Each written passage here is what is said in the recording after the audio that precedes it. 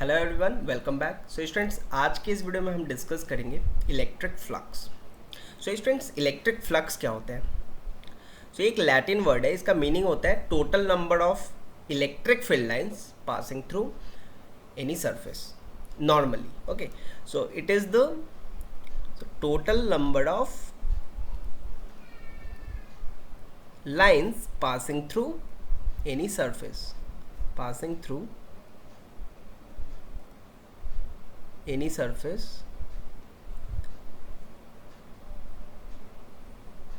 normally. So what is electric flux? Electric flux is the total number of, यहाँ पे हम electric flux discuss कर रहे हैं, इसलिए यहाँ पे जो लाइंस है इसका मतलब electric field lines. Okay, so total number of electric field lines passing through any surface normally is called electric flux. So students, जैसे ये मेरे हाथ में ये फ़ोन है, तो इसको अगर मैंने ऐसे रखा इस ओरिएंटेशन में, राइट, ये इसका फेस है, तो इसका एरिया कहाँ होगा स्टूडेंट? इसका एरिया कहाँ होगा? तो इतना आपको समझ में आ रहा होगा, जैसे ये जो इलेक्ट्रिक फ्लक्स ये क्वांटिटी है, अगर इसको हम फाई से डिनोट करें स्टूडेंट, इसको हम फाई से डिनोट करें, तो ये किस पे डिपेंड करेगा स्टूडेंट? जो नंबर ऑफ लाइन्स है, जैसे इस रीजन में लाइन्स है, इलेक्ट्रिक फील्ड लाइन्स है, और लेफ्ट से राइट यहाँ पे बहुत सारी इलेक्ट्रिक फील्ड लाइन्स है। तो ये मैंने एक सरफेस कंसीडर किया, तो इसके थ्रू अगर 10 लाइन्स पास करते हैं स्टूडेंट, तो अगर इसका हम एरिया बढ़ा दें, इसका एरिया बढ़ा दें, तो सरफेस के थ्रू ज़्यादा लाइन्स पास करेंगे, ऑब्वियस है। इसका मतलब क्या है? ये जो क्वांटिटी है स्टूडेंट्स, इलेक्ट्रिक फ्लक्स किस पे डिपेंडेंट है? एरिया पे डायरेक्टली। एरिया बढ़ाओगे आप सरफेस का, तो नंबर ऑफ लाइन्स ऑब्वियसली बढ़ेगा। दूसरा, अगर इलेक्ट्रिक फील्ड काफ़ी स्ट्रांग है, स्ट्रांग फील्ड का मतलब क्या होता है स्टूडेंट? जो लाइंस होता है अगर क्राउडेड हो, काफ़ी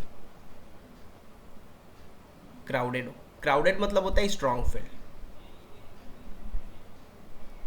और जब डिस्टेंट कुछ डिस्टेंस पे होते हैं तो इसको हम लोग बोलते हैं weak electric field. Weak electric field, यह properties of electric field lines.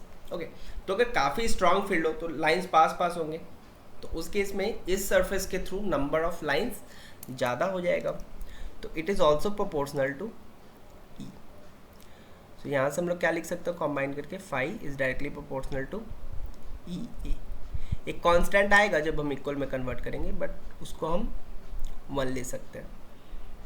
1 क्यों लेते हैं स्टूडेंट? न्यूटन्स लॉ में आपने जैसे पढ़ा होगा, एफ इक्वल्स टू होता है के एम में, तो वहाँ पे के 1 हो जाता है, क्योंकि हमने इसके यूनिट को वैसे ही डिफाइन किया जिससे वो 1 हो जाए। तो उस पर हम डिस्कशन नहीं करते हैं, वो आपके किसी काम का नहीं है, तो उस पर हम ज़्यादा फोकस डिस्कस नहीं करते हैं। सिंपली जैसे न्यूटन्स लॉ में हमने किया था, मतलब इसका यूनिट हमने वैसे ही डिफाइन किया। जैसे इलेक्ट्रिक फील्ड अगर है 1 न्यूटन पर कूलम, और एरिया अगर है 1 मीटर स्क्वायर, तो फ्लक्स होगा 1 न्यूटन मीटर स्क्वायर कूलम -1। तो ये इसका यूनिट है। तो यूनिट को हमने ऐसे डिफाइन किया जिससे उस के का value numerically that will become 1। सो यहाँ पे स्टूडेंट्स, यहाँ पे जो कन्फ्यूज़न है वो क्या है स्टूडेंट्स? अगर ये प्रोडक्ट है ई और ए का, क्योंकि ये दोनों पे डायरेक्टली प्रोपोर्शनल है, तो अब ये दोनों वेक्टर्स हैं, इलेक्ट्रिक फील्ड भी वेक्टर है और एरिया भी वेक्टर है। तो यहाँ पे कन्फ्यूज़न ये है कि यहाँ पे डॉट प्रोडक्ट होगा या क्रॉस प्रोडक्ट, क्योंकि वेक्टर को तो हम 2 तरह से मल्टीप्लाई कर सकते हैं, और यहाँ पे ये दोनों वेक्टर्स हैं, तो हम ऐसे भी लिख सकते हैं और ऐसे भी लिख सकते हैं। तो अब इनमें से कौन सा करेक्ट है? मुझे पता है आप लोगों में से ज़्यादातर को इसका आंसर पता होगा, और इसके ऊपर ज़्यादा डिस्कशन भी नहीं करते। जो क्लासेस होती हैं वो डायरेक्टली यहाँ से स्टार्ट होती हैं, तो मैं थोड़ा सा आपको बेसिक कॉन्सेप्ट्स जो भी है उसको समझाने की कोशिश कर रहा हूँ इस वीडियो में। ओके, मैं भी डायरेक्टली लिख सकता हूँ कौन सा प्रोडक्ट होगा, बट हम उस पर थोड़ा सा एक बार डिस्कशन कर लेते हैं, ठीक है स्टूडेंट्स? तो अगर इसको मैंने ऐसे रखा, तो इसका एरिया जो है, एरिया एक वेक्टर की तरह हम लोग ट्रीट करेंगे।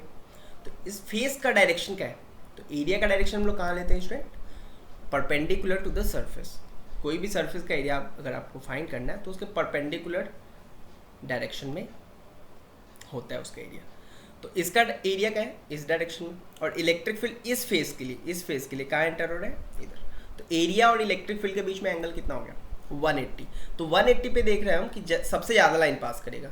अगर इसको धीरे धीरे हम रोटेट करें तो number of line will decrease, और इसको अगर बिल्कुल हॉरिजॉन्टल रख दें, अब एरिया ऊपर की तरफ है, अब इसका एरिया क्या है स्टूडेंट, ऊपर की तरफ, ऊपर की तरफ, और इलेक्ट्रिक फील्ड लाइन्स है इस डायरेक्शन में। तो ये जो साइज़ है इसको हम लोग नेग्लेक्ट करते हैं, इसका थिकनेस। तो इलेक्ट्रिक फील्ड और एरिया के बीच में एंगल है 90 डिग्री, और इस केस में there will be no line passing through this surface. इस सरफेस को कोई क्रॉस नहीं कर रहा है, कोई क्रॉस नहीं कर रहा है। इसका मतलब क्या है, 90 पे it will become 0, the total number of lines passing through this surface will become 0, और 0 और 180 पे ये मैक्सिमम है, 0 और 180 पे ये मैक्सिमम है।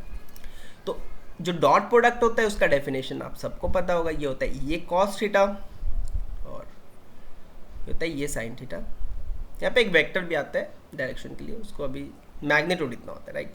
तो 0 डिग्री पे 90 पे 0 होना है, 90 पे no lines is crossing this surface, this phone. तो जो 90 पे कौन सा इनमें से 0 होगा, कॉस या साइन, कॉस या साइन, 90 पे कौन 0 होता है, एग्जैक्टली कॉस, कॉस। तो ये वाला सही, और 0 और 180 पे ये 1 और -1 होगा, 1 और -1 होगा। तो ये फॉर्मूला यूज नहीं करेंगे। तो फ्लक्स का formula is student E dot E, which is ये कॉस थीटा। तो by using this formula we can calculate the electric flux, और इलेक्ट्रिक फ्लक्स क्या है, total number of electric field lines passing through a surface normally, इसलिए यहाँ पे लिखा है स्टूडेंट नॉर्मली।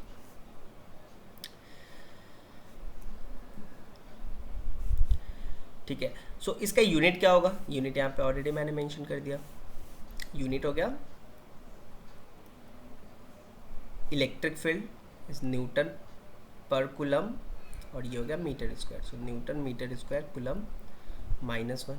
डायमेंशन क्या होगा स्टूडेंट, डायमेंशन हम फाइंड कर सकते हैं, याद करने की जरूरत नहीं है स्टूडेंट। याद करेंगे तो हमेशा कन्फ्यूज़न होगा कि पावर +1 होगा या -1 होगा, तो उसको हम अवॉइड करेंगे। प्रैक्टिस भी वैसे नहीं करना, अदरवाइज हमें याद रखना हमारा वीकनेस बन जाएगा। एग्ज़ाम के पहले अगर हम नहीं पढ़ेंगे तो हमें ऐसा लगेगा जैसे हम फेल हो जाएंगे। तो इन सभी चीज़ों पे बहुत ध्यान देना है। अब जैसे आप प्रिपेयर करते हो एग्ज़ाम में जो रिज़ल्ट होता है उसके अकॉर्डिंगली होता है, ठीक है स्टूडेंट्स। कोई शॉर्टकट मेथड जब हम प्रैक्टिस करते हैं तो पढ़ाई का एक्चुअली कोई शॉर्टकट नहीं है स्टूडेंट। जो सिलेबस है उसको आप अच्छे से प्रिपेयर करोगे तभी आप जेई मेंस या किसी भी कंपटीशन में अच्छा परफॉर्म कर सकते हो। लकीली 1-2 स्टूडेंट्स होते हैं जो कम पढ़ के भी अच्छा परफॉर्मेंस करते हैं, बट ऑन एन एवरेज अगर हम देखें तो आपको मेहनत करनी पड़ेगी। और जेई मेंस में तो अब क्वेश्चंस भी कम हो गए हैं, चैप्टर्स ज़्यादा है as compare to number of questions जो जेई मेंस में आते हैं 25। तो बहुत सारे ऐसे टॉपिक्स होंगे जिससे क्वेश्चन हो ही ना आपके सेट में।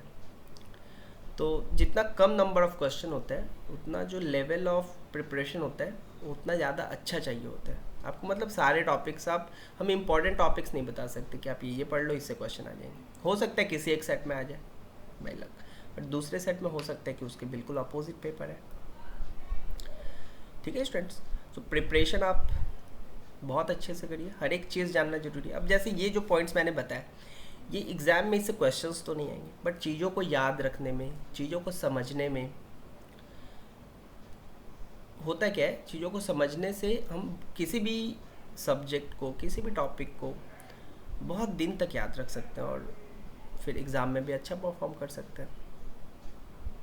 ठीक है, सो स्टूडेंट्स यहाँ पे हमें डायमेंशन फाइंड करना है, तो हम ई को लिख सकते हैं। ई का भी मुझे याद नहीं है तो ये लिखेंगे हम F/Q। एरिया हो गया, एरिया का तो हमें पता है, तो इसका डायमेंशन क्या हो गया MLT-2।